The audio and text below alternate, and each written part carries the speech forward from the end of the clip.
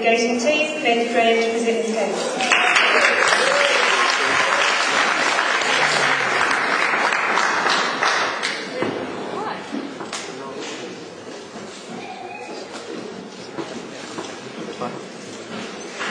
Good afternoon, ladies and gentlemen. Now, I'd like to start my speech with what I think is a fundamental failing in the affirmative team's case. They have come out and said that we shouldn't trust people under 30, but they haven't really given us an explanation of what that means. I mean, Mr. Colley has talked about the fact that, people under 30 are in training, that, we need to go to school and we follow older role models. He seems to be implying that, everyone under 30 should just be in school. Before you reach 30, you're going to have constant training.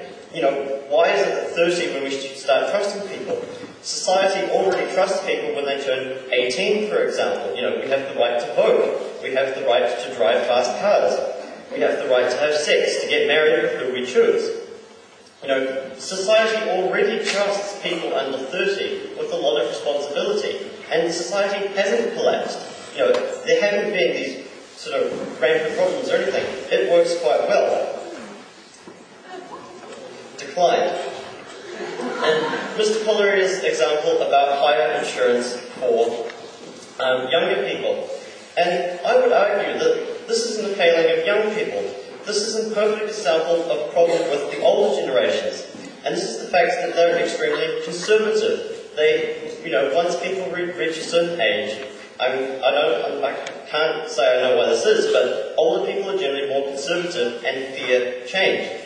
Insurance companies are generally run by older, white, middle-class businessmen. And they're going to, they have these irrational prejudices against young people. And another example of this, look at Winston Peters.